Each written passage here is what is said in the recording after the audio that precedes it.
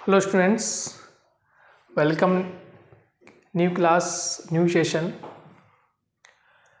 Last हमने plate tectonic के बारे में कुछ महत्वपूर्ण जानकारी हमने प्राप्त की और उस क्लास में हमने देखा था कि किस प्रकार से अनेक प्रकार की महाद्वीपीय या महासागरीय या महाद्वीपीय या महासागरीय दोनों प्रकार की प्लेटें हो सकती हैं। और जो प्लेट टेक्टोनिक थ्योरी है, जिसमें प्लेट का जो विवेचन किया है वो टूजो विल्सन ने किया था, और प्लेट टेक्टोनिक यानी प्लेट विवर्तनिकी की बात तीन महोदय विशेषकर मॉर्गन ने 1967 में, और उनके दो साथी पार्कर और मैकेंजी ने प्लेट विवर्तनिकी क्या होती है, किस प्रकार से प्लेटों में मूवमेंट होता है, उसके बारे में चर्चा की। हालांकि इस क्लास में हम ये देखेंगे कि जो प्लेट्स होती हैं, उनके जो पार्श्व होते हैं, सीमांत होते हैं, वो किस तरह से मूवमेंट करते हैं, क्या मार्जिन्स उनके होते हैं, उस पर हम बात करने वाले हैं। तो ये जो हम क्लास आज कर रहे हैं ये बहुत इम्पोर्टेंट है। पिछली क्लास में आपने केवल एक जर्नल फॉर्म में ये पढ़ा था कि प्लेट शब्द क्या है, विवर्तनिकी शब्द क्या है, कितनी प्रकार की प्लेटें हैं, महाद्वीपीय, महासागरीय, ठीक है। और फिर देखा आपने मुख्य प्लेटें कितनी हैं, करेक्ट, और उसको विश्व के मानचित्र पर भी हमने दर्शाया। लेकिन अब आज की क्लास वेरी इंपॉर्टेंट, आज की क्लास बहुत ही महत्वपूर्ण होने वाली है, क्योंकि यहाँ आपको कुछ नए शब्द देखने को मिलेंगे। और ध्यान रखिए दोस्तों, जो नए शब्द आपको देखने को मिल रहे हैं, इन दोनों शब्द, तीन शब्द, दो शब्द हैं, तीन शब्द हैं, इन शब्दों को आप समझें, इंग्लिश में समझें या इंग्लिश में समझें, ठीक है, इंग्लिश में समझें या हिंदी में समझें, किसी भी फॉर्म में समझें। लेकिन ये जो दो शब्द हैं, ये दो शब्द कभी भी आपके माइंड में कन्फ्यूजन क्रिएट नहीं करने चाहिए। अदरवाइज कहते हैं ना कि विपरीत, जो चीज़ आपको एक पॉइंट में लिखनी है वो दूसरे पॉइंट में चली जाएगी, और जो पॉइंट दूसरे पॉइंट में लिखनी है वो पहले पॉइंट में आ जाएगी। तो अक्सर ऐसा होता है, इसलिए दोनों पॉइंटों को ढंग से समझिएगा, ठीक है। तो आज की क्लास हम शुरुआत करने वाले हैं। टॉपिक आपका हो जाएगा प्लेट, पार्श्व या सीमांत, ठीक है। टॉपिक क्या हो जाएगा आपका? प्लेट, पार्श्व या सीमांत। प्लेट, पार्श्व या सीमांत। इंग्लिश में बोलते हैं प्लेट मार्जिन्स। इंग्लिश में क्या बोलेंगे?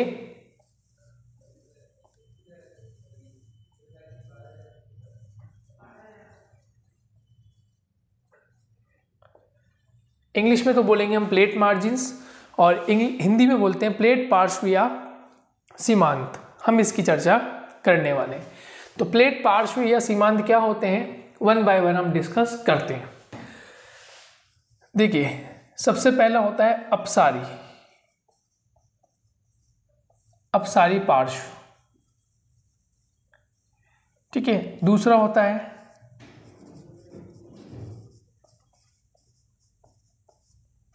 अभिसारी पार्श्व, और तीसरा होता है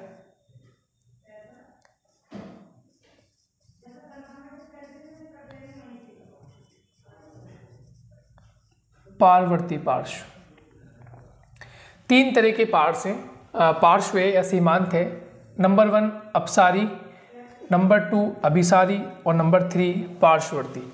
इंग्लिश में लिखना चाहें तो आप इंग्लिश में भी इनके नाम लिख सकते हैं, लेकिन हिंदी में आप लिखें तो ज़्यादा उपयुक्त है। उसका एक कारण है कि समझ में आपको वहीं से आ जाएगा।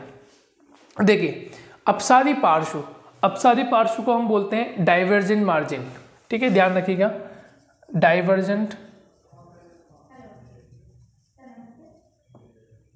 डाइवर्जेंट मार्जिन्स, ध्यान रखिए। इसको बोलते हैं कन्वर्जेंट मार्जिन। पहला हो गया डाइवर्जेंट, क्या हो गया? दूसरा क्या हो गया? कन्वर्जेंट मार्जिन, और तीसरा हो जाता है ट्रांसकरेंट मार्जिन।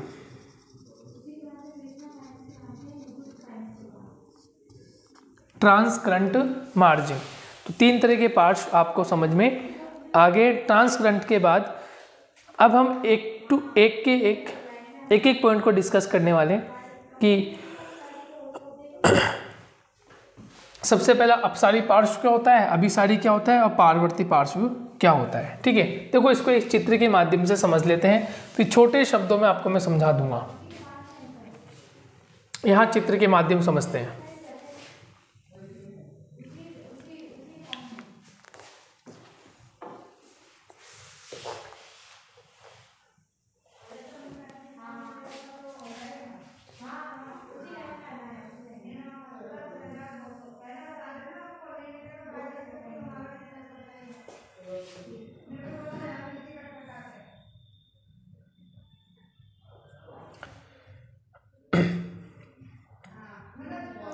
ठीक है, देखिए ये क्या हो गया, प्लेट।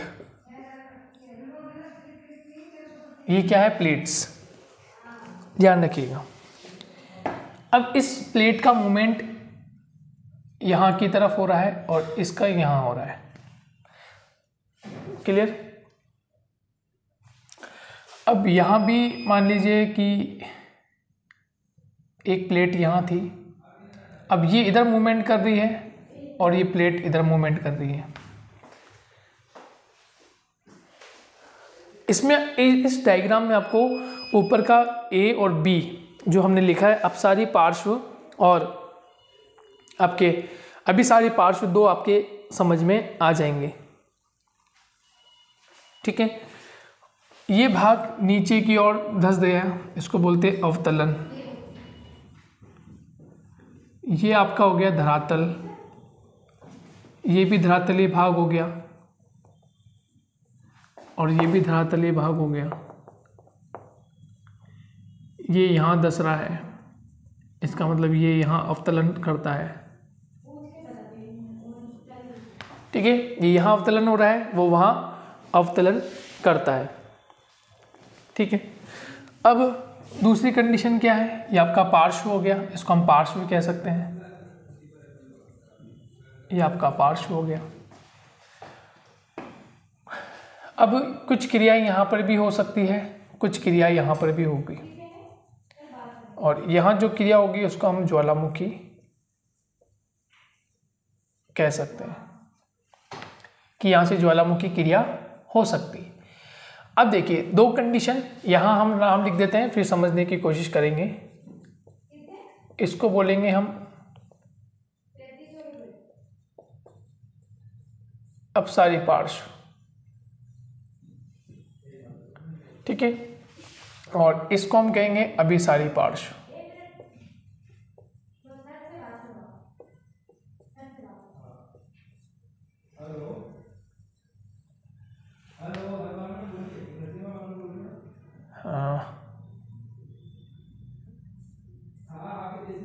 ये मूवमेंट, ठीक है, और यहाँ से ये वाला मूवमेंट, दो मूवमेंट अब आपको समझ में आ रहे होंगे, दो पार्ट आपको समझ में आ रहे होंगे।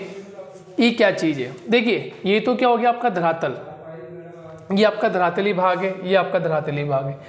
अब धरातली भाग जो है ना दोस्तों, ये धरातली भाग मूवमेंट करता है। मूवमेंट कैसे करता है, देखिए या तो ये दोनों भाग एक दूसरे के पास आएंगे, यहाँ समझिएगा, ये दोनों भाग जो है, ये मान लीजिए ए पार्ट है और ये बी पार्ट है, या तो दोनों पार्ट एक दूसरे के पास आ जाए, ये दोनों पार्ट एक दूसरे के पास आए, या फिर कंडीशन ऐसी हो सकती है कि ये स्टेबल रहे। समझ लो, है ना, समझ लो यहाँ पर ये पार्ट स्टेबल है, ये धरातल है आपका, यहाँ लिख देते हैं अपन लिथोस्फीयर, ये स्टेबल है, और यहाँ से कोई लिथोस्फीयर जो है वो इधर गति कर रही है। आ गया बात समझ में। या फिर क्या हो कि ये लिथोस्फीयर जो है वो स्टेबल रहे और ये जो लिथोस्फीयर है वो इधर गति करे। पहली कंडीशन क्या होगी, ये तो हो गई आपकी पहली कंडीशन, फर्स्ट। फिर कंडीशन हो गई आपकी सेकंड। थर्ड कंडीशन क्या हो गई आपकी, ये लिथोस्फीयर, ये लिथोस्फीयर, ये इधर गति करे, ये इधर गति करे, ये तीसरी कंडीशन। तीन कंडीशंस। नंबर 1 में ये ए वाला पार्ट बी की तरफ जाए, दूसरी कंडीशन ए स्टेबल, बी वाला पार्ट ए की तरफ आ जाए, तीसरी कंडीशन कि दोनों ही मूव करे, दोनों ही एक दूसरे की तरफ आए। तो ये तीनों कंडीशंस हो सकती है, लेकिन इसको हिंदी में हम क्या कहेंगे? हिंदी में हम इसको कहते हैं अपसारी पार्श्व। क्या कहेंगे? अभिसारी पार्श्व। अपसारी नहीं, अभिसारी पार्श्व।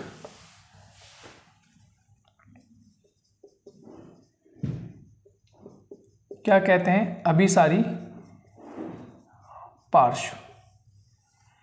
क्लियर हो गया कि जब दोनों ही मूवमेंट पे या तो ये इसकी तरफ गति करे, ए बी की तरफ जाए, बी ए की तरफ जाए, या ए और बी दोनों में मूवमेंट हो, तो उसको हम कहेंगे अभिसारी पार्श्व।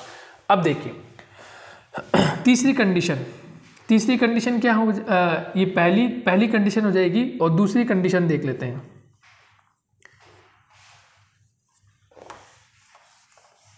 दूसरी कंडीशन में हम एक जगह रख लेते हैं सी, एक जगह रख लेते हैं डी। अब देखिए मूवमेंट क्या हो, दोनों विपरीत हो, दोनों क्या हो? विपरीत हो। यहाँ तो दोनों एक दूसरे की तरफ गमन कर रहे हैं, या तो दोनों एक दूसरे की तरफ आए, या एक स्टेबल दूसरा उसके पास चला जाए, या एक स्टेबल उधर से बी इधर ए की तरफ आ जाए, यानी दोनों में से कोई ना कोई एक दूसरे के नज़दीक आता है। लेकिन यहाँ दोनों एक दूसरे के विपरीत कंडीशन हो सकती है। जैसे फॉर एग्जाम्पल एक लिथोस्फीयर यहाँ है और एक लिथोस्फीयर यहाँ है।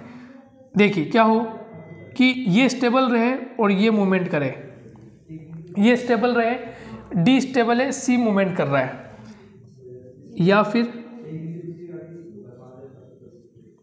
ये स्टेबल रहे और ये मूवमेंट कर जाए, ये स्टेबल और ये मूवमेंट कर रहे, और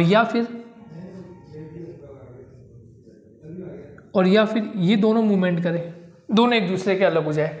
तो यहाँ कंडीशन फर्स्ट, यहाँ कंडीशन सेकंड, और यहाँ कंडीशन थर्ड।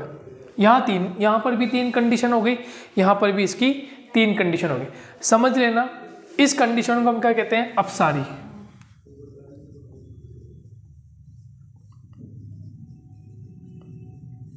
इस कंडीशन को हम क्या कहते हैं? अपसारी पार्श्व।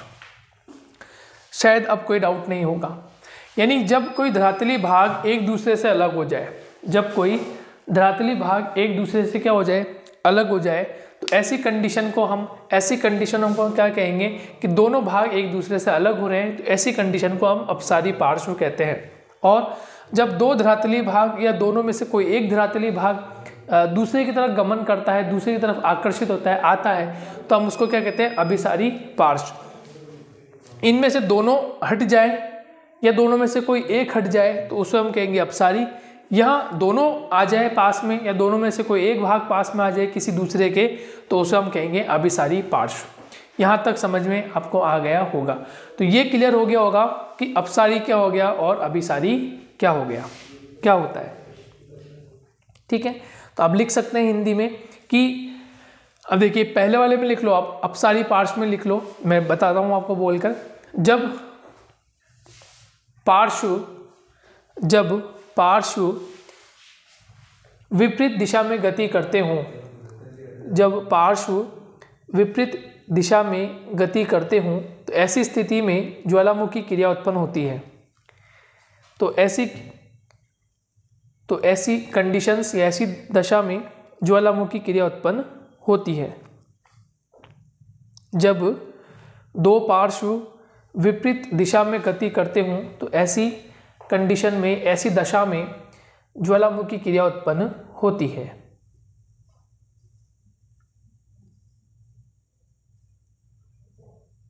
क्लियर हो गया? जब दोनों मूवमेंट कर रहे हो, दोनों अपसारी पार्श्व ऐसे मूवमेंट कर रहे हो, तो बीच में से क्या उत्पन्न हो जाएगा? ज्वालामुखी उत्पन्न हो सकता है, क्योंकि दोनों में गैप आ जाएगा, और गैप आने से क्या होगा? फिर मूवमेंट होगा, और मूवमेंट होने से फिर कोई ना कोई एक्टिविटी होगी, और एक्टिविटी कौन सी हो सकती है? ज्वालामुखी की एक्टिविटी या क्रिया हो सकती है। ठीक है, इसे रचनात्मक पार्श्व भी कहते हैं, कंस्ट्रक्टिव मार्जिन भी कहते हैं, इसे रचनात्मक पार्श्व भी कहते हैं। अब देखिए रचनात्मक पार्श्व भी क्यों कह रहे हैं? क्योंकि कोई नई एक्टिविटी हो रही है, कोई नई एक्टिविटी हो रही है ना दोस्तों, कोई नई एक्टिविटी हो रही है, इसलिए कंस्ट्रक्टिव हो रहा है। अब मैग्मा बाहर आ गया लावे के रूप में, इट्स मीन्स कुछ नया बन जाएगा, इसलिए हम इसको रचनात्मक पार्श्व भी या कंस्ट्रक्टिव मार्जिन भी कहते हैं। क्लियर हो गया। अब देखिए, अब आपने पढ़ा था मध्य महाद्वीपीय कटक, ध्यान है आपको, मध्य महाद्वीपीय कटक आपने पढ़ा था, लास्ट क्लास में भी नाम आया था। और जब हम वैगनर की थ्योरी में पढ़ रहे थे तो वहाँ पे जो विपक्ष में उनके मत थे उसमें यही बात आई थी, मध्य जो अटलांटिक कटक है वो कैसे बना। तो मध्य अटलांटिक कटक बनने का कारण ये रहा, मैंने क्या कहा था, अभी अभी कहा है कि दो धरातली भाग दोनों या तो अलग हो जाए या दोनों में से कोई अलग हो जाए तो बीच के भाग में ज्वालामुखी उत्पन्न हो जाता है, ये अभी मैंने कहा।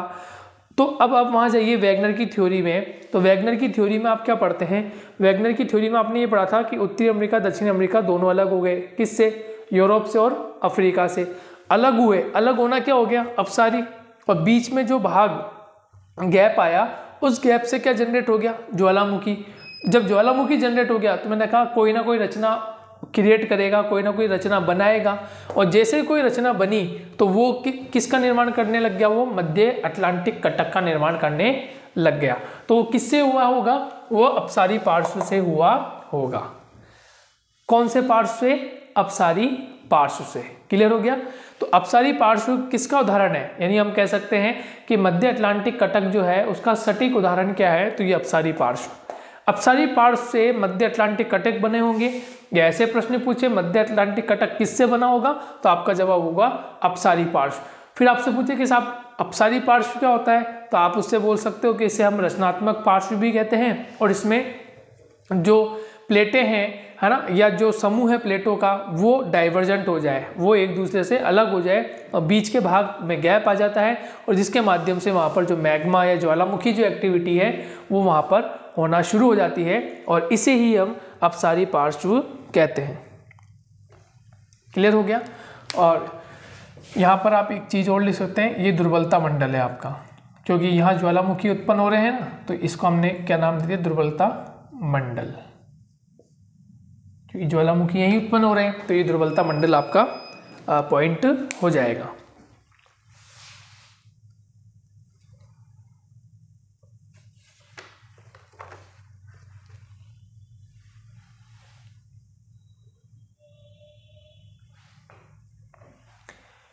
क्लियर हो गया, ये समझ में आ गया आपको, रचनात्मक पार्श्व। अब देखिए इसकी बात करते हैं अभिसारी पार्श्व की, कि अभिसारी पार्श्व क्या होता है, अभिसारी पार्श्व किसे कहते हैं। अभिसारी पार्श्व मैंने कहा कि जब दो प्लेटें पास में आती हैं, तो आप लिख लीजिए, पहले सबसे पहले समझा तो दिया ही है मैंने आपको, लिखिए अभिसारी पार्श्व में जब दो प्लेटें, अभिसारी पार्श्व में जब दो प्लेटें एक दूसरे की ओर गति करती हैं, एक दूसरे की ओर गति करती है, तो इस गति के कारण कन्वर्जेंट होता है या अभिसरण होता है, कन्वर्जेंट होता है या अभिसरण होता है। ऐसी स्थिति में एक प्लेट दूसरी प्लेट के नीचे धंस जाती है, ऐसी स्थिति में एक प्लेट दूसरी प्लेट के नीचे शिफ्ट हो जाती है, सबडक्शन हो जाती है, धंस जाती है, कुछ भी लिख सकते हैं। देखिए ये कंडीशन 1 पढ़ी थी हमने, है ना, ये नंबर कंडीशन 1 थी। नंबर कंडीशन जो 1 है इसमें आप देख रहे हैं दोनों प्लेटें अलग हो रही है, तो बीच में गैप आ रहा है, राइट। लेकिन जो नंबर 2 कंडीशन है, इस नंबर 2 कंडीशन में एक प्लेट नीचे दूसरी प्लेट के नीचे जा रही है, यहाँ पर भी हुआ है ना, ये जा सकती है नीचे की ओर जा सकती है, जो प्लेटें भारी होगी वो नीचे चली जाएगी और हल्की प्लेट ऊपर रह जाएगी, ये हमने महाद्वीपीय सिद्धांत में पढ़ा था। तो इसमें भी क्या हुआ कि जो हल्की प्लेटें हैं वो तो ऊपर है और भारी प्लेटें क्या नीचे धंस गई, सबडक्ट हो गई, नीचे की ओर चला गया। अब वो जब भाग नीचे गया तो धीरे ऑब्वियसली है ये भाग जब दुर्बलता मंडल में जा रहा है तो गलना शुरू होगा, क्योंकि वहाँ तापमान है तो गलना शुरू होगा।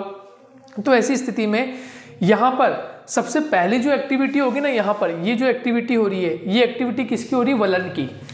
ठीक है, ध्यान रखना, ये एक्टिविटी सबसे इंपॉर्टेंट क्या कर रही है, ये वलन का काम कर रही है, यानी फोल्ड कर रही है।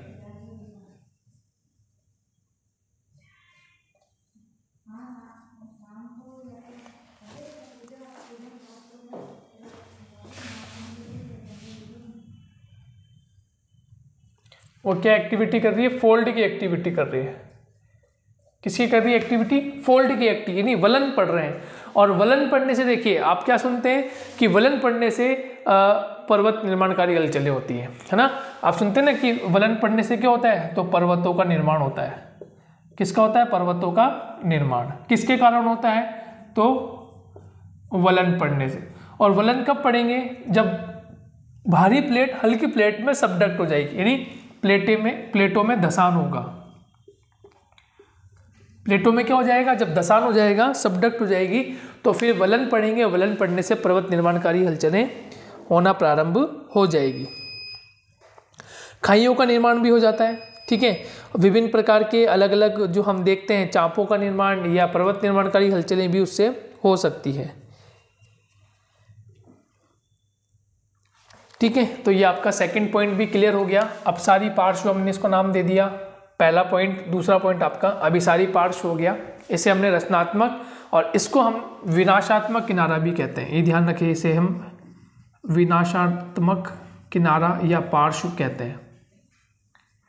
ये तो कंस्ट्रक्टिव है, ये तो कुछ कंस्ट्रक्ट कर रहा है, कुछ नया निर्माण करना है। और ये क्या है, डिस्ट्रक्टिव है।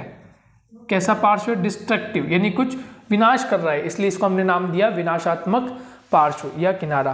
तो डिस्ट्रक्टिव है ये, इससे कोई ना कोई चीज़ें हैं जो डिस्ट्रक्टिव हो रही है, टूट रही है, ठीक है। और वो जो आपका हो गया वो कंस्ट्रक्टिव हो गया, इससे कुछ नई चीज़ आपके बन रही है। क्लियर हो गया।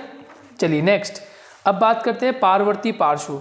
और पारवर्ती पार्श्व में एक्चुअल में होता क्या है, तो पारवर्ती पार्श्व में देखिए होता क्या है। पारवर्ती पार्श्व में ऐसे समझिए कि एक प्लेट ऐसे है और एक प्लेट ऐसे है, मान लीजिए ना। तो एक प्लेट ऐसे गति कर रही है और एक प्लेट ऐसी गति कर रही है, यानी इनमें मूवमेंट ना तो ये एक दूसरे के पास आ रही है और ना ही ये एक दूसरे से दूर जा रही है, परंतु फिर भी ये अप और डाउन, अप एंड डाउन का फॉर्मेशन चल रहा है, यानी ऊपर नीचे ऊपर नीचे ऊपर नीचे, तो ये फॉर्मेशन चल रहा है। तो जब अप एंड डाउन का फॉर्मेशन होगा, एक प्लेट ऊपर जाएगी एक प्लेट नीचे जाएगी, ठीक है। किसी भी प्लेट में मूवमेंट हो सकता है, कोई सी भी प्लेट ऊपर या नीचे जा सकती है, उसको हम बोलते हैं पार्श्ववर्ती पार्श्व। और यहाँ मोस्टली क्या है, यहाँ पर इस पार्श्व पर सबसे ज़्यादा आपको देखने को क्या मिलेगा, तो यहाँ सबसे ज़्यादा आपको खाइयाँ देखने को मिलती है, या जिसको हम कह सकते हैं भ्रंश आपको सबसे ज़्यादा यहाँ देखने को मिल सकते हैं। तो यहाँ भ्रंश की एक्टिविटी सबसे ज़्यादा होती है इस वाले पार्श्व पर। और जैसे भूकंपीय जो घटनाएं होती हैं वो भी आपको देखने को मिलती है। यहाँ भूकंप भी आता है। भूकंप देखिए तीनों में आएगा, है ना। भूकंप इधर भी आ रहा है, इधर भी है, इधर भी है, तीनों जगह भूकंप है। लेकिन इसमें विशेषकर भूकंप ज़्यादा है ना। यहाँ भूकंप की एक्टिविटी होगी और यहाँ ज्वालामुखी जो एक्टिविटी है वो नील है। ध्यान रखिए, ज्वालामुखी एक्टिविटी नील रहती है, ज़्यादा नहीं आती, कम कंपेरिजन देखने को मिलता है, लेकिन भूकंप की एक्टिविटी यहाँ पे ज़्यादा है। अब देखिए अभिसारी में विनाशात्मक, यानी इस वाली एक्टिविटी भूकंप तो आएगा, ये तो कंफर्म है, क्योंकि धरातल में कंपन पैदा हो रहा है तो भूकंप तो डेफिनेट है। ज्वालामुखी क्रिया जब एक्टिवेट होगी जब ये भाग जो है यहाँ पर ऐसा हो जाए कि कोई भाग यहाँ पर कमज़ोर हो, तो यहाँ ज्वालामुखी फूटने के चांसेस हो सकते हैं, लेकिन फिर भी कम है। लेकिन इस वाले मार्जिन में अभिसारी में पर्वत निर्माणकारी रचना वलन भी पड़ सकते हैं। क्लियर। भ्रंश का निर्माण भी हो ही रहा है, तो भ्रंश का निर्माण भी हो सकता है। अपसारी में देखिए भूकंप तो आएगा, ये तो डेफिनेट है, पर्वत नहीं बन सकते। हाँ, दूसरी तरफ सबडक्ट होगा तो पर्वत बनेगा, लेकिन हम तो इसकी बात कर रहे हैं अपसारी की। तो अपसारी में भ्रंश बन जाएगा, ज्वालामुखी एक्टिविटी यहाँ पर भी होगी। तो भूकंप तो यहाँ पर भी है, तो भूकंप यस, भूकंप यहाँ पर भी है यस, यहाँ ज्वालामुखी क्रिया है यस, और पर्वत निर्माणकारी नो, और यहाँ पर्वत निर्माणकारी यस। ठीक है, ज्वालामुखी क्रिया डिपेंड करता है कि होती है या नहीं होती है, वहाँ पर किस प्रकार की एक्टिविटी होती है। तो ये इस प्रकार से 3 प्रकार के सीमांत होते हैं। अपसारी पार्श्व होता है, अभिसारी पार्श्व होता है और पारवर्ती पार्श्व होता है। तो इस प्रकार से हमने 3 मुख्य प्रकार के पार्श्व सीमांतों की चर्चा कर ली है। नोट कर लीजिए आप इसको। अब हम समझेंगे कि ये मूवमेंट क्यों हो रहा है, ये सारी गणित क्यों चल रही है, ये ऐसा क्यों हो रहा है, इसके पीछे कारण क्या है। ठीक है, इसकी हम बात करेंगे कि ऐसा क्यों हो रहा है, इसके पीछे कारण क्या है। क्या ये ऐसे चलता रहेगा या रुक जाएगा या फिर और कुछ एक्टिविटी यहाँ पर होगी, ऐसा कुछ, तो उस पर हम डिस्कशन करने वाले हैं कि क्या होगा यहाँ पर, क्या कारण है कि ये ऐसी एक्टिविटी यहाँ पर होती रहती है।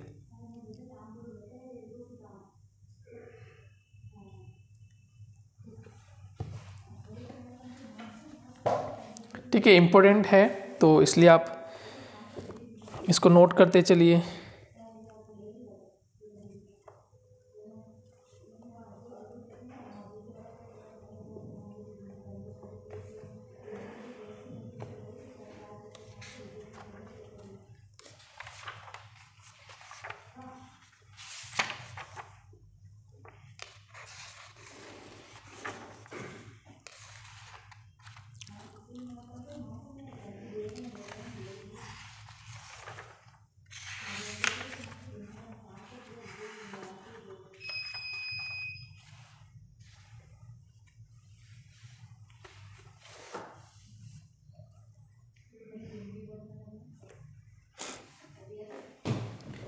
ठीक है, नोट हो गया होगा।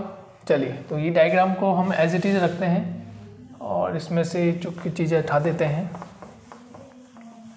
समझेंगे कि प्लेटों का जो विस्तारण हो रहा है या प्लेटों में जो मूवमेंट हो रहा है उसका कारण क्या है।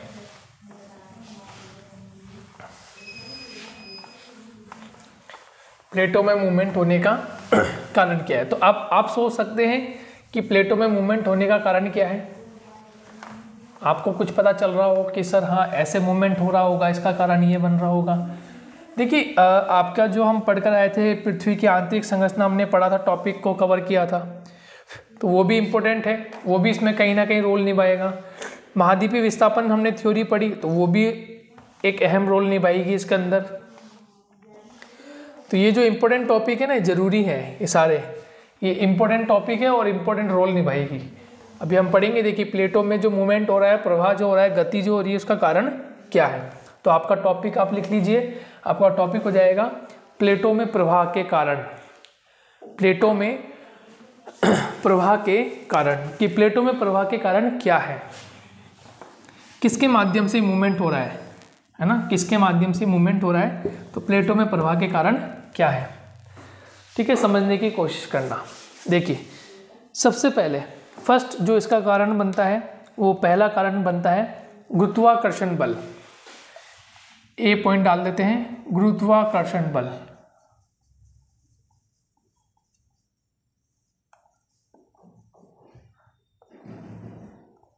नोट कीजिए, गुरुत्वाकर्षण बल।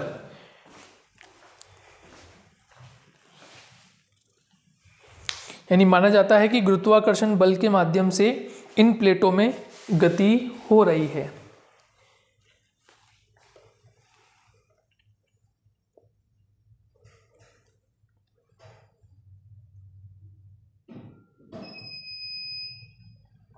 ठीक है, देखिए गुरुत्वाकर्षण बल, जैसे मैंने उस दिन आपको बताया था कि ये जो प्लेटें हैं, महाद्वीपीय प्लेटें हैं, महासागरीय प्लेटें हैं, ये प्लेटें स्थिर नहीं है, अस्थिर है। मूवमेंट तो इनमें हो रहा है, ये तो डेफिनेट है।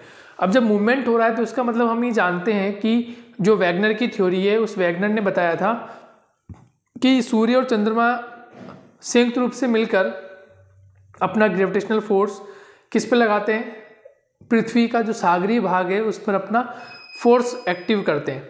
और जब ये फोर्स लगता है तो इसमें कुछ ना कुछ मूवमेंट जरूर होता होगा। सिंपल सी बात है, ये समझिए कि जब महासागरीय भाग में ऊंचे ऊंचे ज्वार उठते हैं, ऊंची ऊंची लहरें उठती है, इसका मतलब कुछ ना कुछ मूवमेंट तो होता होगा। भले ही बहुत छोटा सा मूवमेंट हो, बहुत हल्का सा वो उनमें विस्थापन होता हो, लेकिन एक हल्का सा विस्थापन कर तो रहा है। ठीक है, और ज्वार भाटा जो है ये दैनिक गति के रूप में भी हो रहा है, दैनिक रूप में भी हो रहा है, और प्रत्येक अमावस्या वाली जो स्थिति है उसमें भी ये मूवमेंट हो रहा है। और जब सूर्य ग्रहण की स्थिति, जब सूर्य और चंद्रमा दोनों एक साथ आ रहे हैं, उस स्थिति में ज़्यादा होता है, वहाँ तो बहुत ऊंची ऊंची लहरें उठती है जिस स्थान पे ही हो रहा है। तो कहीं ना कहीं इनमें कुछ ना कुछ मूवमेंट तो होता है। तो उसके लिए गुरुत्वाकर्षण बल जो है वो जिम्मेदार माना जाता है कि इन प्लेटों में कुछ एक्टिविटी होती है। लेकिन देखिए, मैंने ये सबसे पहला पॉइंट क्यों लिखा, ये गुरुत्वाकर्षण जो बल है ना, ये गुरुत्वाकर्षण बल जो है बाह्य बल है। मतलब बाहर की तरफ से लग रहा है। बाहर की तरफ से कैसे लग रहा है, जैसे ऐसे समझने की कोशिश करना कि ये तो हमारा सूर्य है, ये हमारा सन है, और ये हमारा मून हो गया, और ये हमारी अर्थ हो गई। ठीक है, अब इस अर्थ पे महाद्वीप बने हुए हैं। ठीक है, इस अर्थ पे क्या बने हुए, महाद्वीप। तो सन और मून दोनों मिलकर मान लीजिए कि ये और ये दोनों मिलकर अपना ग्रेविटेशनल फोर्स लगा रहे हैं। ठीक है, तो ग्रेविटेशनल फोर्स जो लग रहा है वो पृथ्वी के किस भाग पर लग रहा है, जलीय भाग पर। किस भाग पर लग रहा है, जलीय भाग पर। और पृथ्वी पश्चिम से पूर्व की तरफ घूर्णन कर रही है, ये भी हमें पता है कि पृथ्वी पश्चिम से पूर्व की तरफ घूर्णन कर रही है। और ये जो है ग्रेविटेशनल फोर्स जो है ये सन और मून लगा रहे हैं, ये हमें पता है। तो ये आंशिक है, कुछ समय के लिए लगता होगा, कुछ समय के लिए लगता होगा, क्योंकि पृथ्वी भी मूवमेंट कर रही है, पृथ्वी भी मूवमेंट करेगी, जल भी मूवमेंट करेगा, दोनों ही मूवमेंट हो रहे हैं। तो ये सन और मून का जो ग्रेविटेशनल फोर्स लग रहा है, एक तो काफ़ी समय में लग रहा है और दूसरा कुछ समय के लिए लगता है। मतलब एक तो लंबा टाइम पीरियड हो गया कि बहुत लंबे समय में लग रहा है, और दूसरा ये भी है, लगता भी है तो बहुत आंशिक लगता है। तो ये जो पॉइंट लिख लिया हमने सबसे ऊपर इसलिए लिख लिया क्योंकि ये बाह्य बल के रूप में जनरेट कर रहा है और ये बाहर की तरफ से लग रहा है। अब बाहर की तरफ से लग रहा है, इसका मतलब ज़्यादा मूवमेंट नहीं होता होगा, महाद्वीपों का विस्थापन जो होता है वो इतना नहीं होता होगा। ठीक है, लेकिन जो आंतरिक बल जो काम कर रहे होंगे वो बहुत अधिक प्रभावशाली होंगे, जैसे भूकंप, जैसे ज्वालामुखी, जैसे रेडियो सक्रिय जो पदार्थ होते हैं, रेडियो एक्टिव मैटर जो होते हैं वो, है ना, गैसों और वाष्प का ऊपर की ओर आना। तो ये जो मूवमेंट होते हैं ये बहुत भयानक मूवमेंट होते हैं। शायद यही इन महाद्वीपों को महासागरीय जो परिस्थितियाँ हैं, ये महासागर की जो तल है उसको क्या कर रही है, ये परावर्तित कर इनमें विस्तारण कर रही है या इनको ट्रांसफर कर रही है। ठीक है, तो पहला जो कारण बन गया आपका कि महाद्वीपीय विस्थापन जो हो रहा है, उसका प्रमुख कारण में पहला जो काम हो गया वो गुरुत्वाकर्षण का हो गया। तो ये आपके समझ में आ गया। अब देखिए दूसरा इंपॉर्टेंट फैक्टर क्या है। दूसरा इंपॉर्टेंट फैक्टर दोस्तों, दूसरा इंपॉर्टेंट फैक्टर हो गया आपका रेडियो एक्टिव पदार्थ।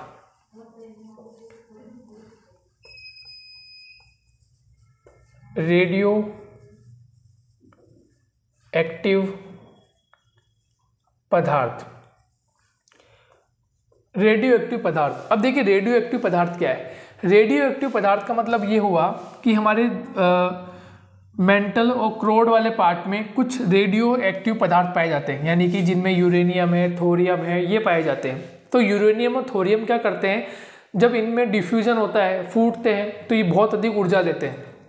और ऊर्जा देने के कारण क्या होता है, ऊर्जा देने के कारण वहाँ का जो पदार्थ है वो धीरे धीरे पिघलना शुरू होता है, और पिघलने के कारण वहाँ से तरंगे प्रारंभ होती है। ठीक है, मान लेते हैं फॉर एग्जाम्पल मान लीजिए ये आपका धरातल है। विथ डायग्राम समझेंगे ना तो आपको समझ में जल्दी आएगा।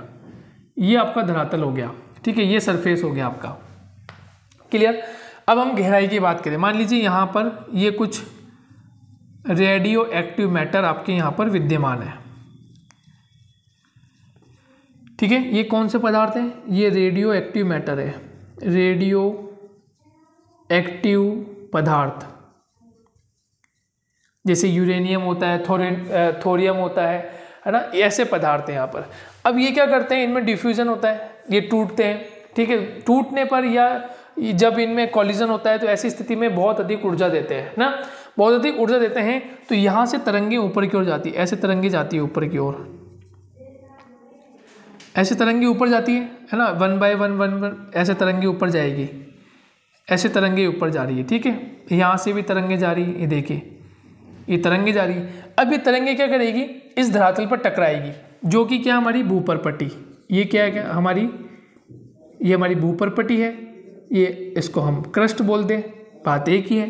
तो हमारी भूपरपट्टी या क्रस्ट पे क्या करेगी, टकराएगी, क्लियर। अब टकराने से क्या होगा, जो सर्कुलेशन मोमेंट होगा, देखिए सर्कुलेशन मोमेंट किस तरह से बनेगा बताता हूँ। देखो देखिए यहाँ से, यहाँ समझिएगा, यहाँ से तरंग उठेगी और ये ऐसे घूम जाएगी, फिर यहाँ से तरंग उठेगी, फिर ऐसे घूम जाएगी, फिर तरंग उठेगी, फिर ऐसे घूम, तो इनमें मूवमेंट ऐसे होगा, ये ऐसे घूमेगी, फिर वापस नीचे जाएगी, फिर चलना, फिर ये है ऐसे, यहाँ से जाएगी, यहाँ घूमेगी, यहाँ से जाएगी, यहाँ घूमेगी, यहाँ से जाएगी, यहाँ, फिर वापस से मूवमेंट हो जाएगा, फिर ये ऐसे मूवमेंट हो जाएगा। तो तरंगे ऊपर जाके फिर वापस डाइवर्जेंट हो जाती है। ठीक है, समझ में आ गया आपके? देखिए यूँ समझिए कि तरंगे देखिए ऐसे जाएगी, तरंग ऐसे उठेगी और फिर यूँ चली जाएगी। क्योंकि धरातली भाग है ना, तो धरातली भाग तरंगों को ऊपर नहीं आने दे रहा है। कठोर आपका जो क्रस्ट वाला पार्ट है वो ऊपर नहीं आने दे रहा, वो ऐसे उठता है फिर ऐसे और फिर वापस नीचे, यानी यूँ उठेगी यूँ जाएगी फिर यूँ चली जाएगी। ऊपर धरातल है आपका, जैसे तरंगे ऐसे उठी टकराई और फिर वापस चलेगी, उठी टकराई और वापस ऐसे चलेगी। तो इस तरह का मूवमेंट हो रहा है। अब जब इस तरह का मूवमेंट बार बार हो रहा होगा उस पर, तो क्या होगा, जो धरातली भाग है उस पर कोई ना कोई इम्पैक्ट तो पड़ेगा। वो या तो इधर की ओर खसकेगा या वो इधर खसकेगा। सिंपल सी बात है ना। जैसे मान लीजिए ये ऊपर आया, यहाँ टकरा गया, ये स्थलीय भाग है, या तो ये मूवमेंट करेगा या फिर ये मूवमेंट करेगा। दो मूवमेंट तो होंगे ही ना, या तो ये होगा या फिर ये वाला मूवमेंट होगा, या तो बाहर जाएगा या फिर यानी अपसारी होगी या फिर अभिसारी होगी। करेक्ट।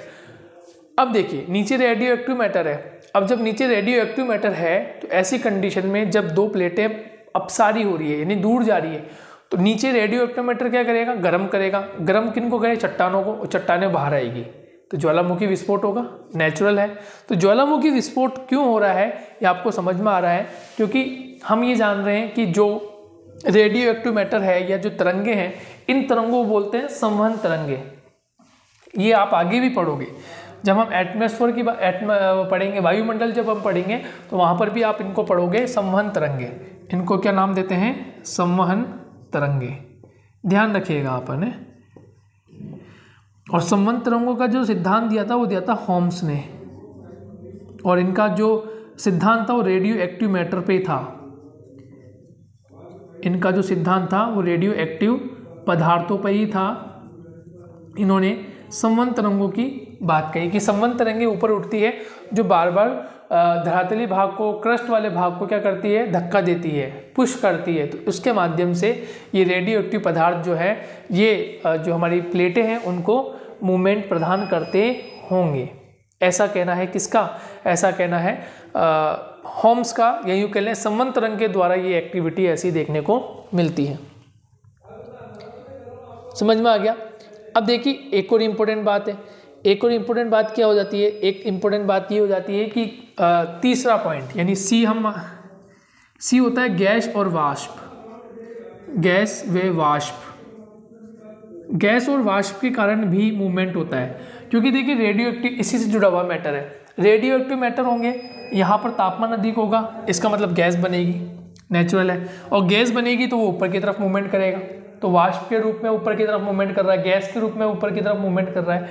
तो इसका मतलब गैस और वाष्प भी एक महत्वपूर्ण कड़ी होती है कि ये ऊपर की तरफ इनको धक्का देती है महाद्वीपों को। महाद्वीपों का जो बॉटम एरिया होता है, जो इनका स्थलीय भाग होता है नीचे की तरफ, वहाँ पर इनको धक्का देती है, और जिसके माध्यम से धक्के लगने से ये मूवमेंट करती है। इनमें क्या होती है, गति उत्पन्न हो जाती है। ठीक है, ये समझ में आ गया होगा आपको।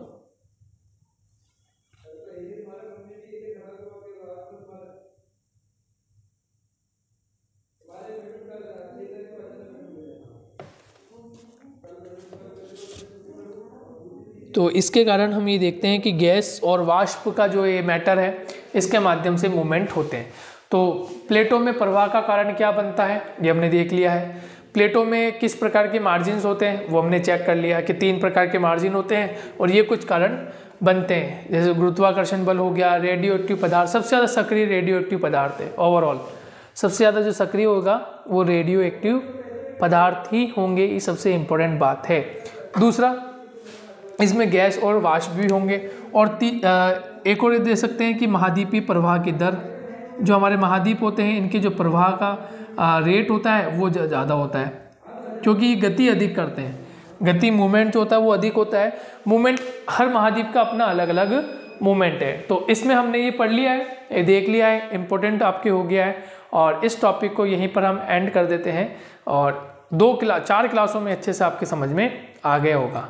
ठीक है, वहाँ पर आपने प्लेट वैगनर की थ्योरी को अच्छे से पढ़ लिया, यहाँ पर इस थ्योरी को अच्छे से पढ़ लिया।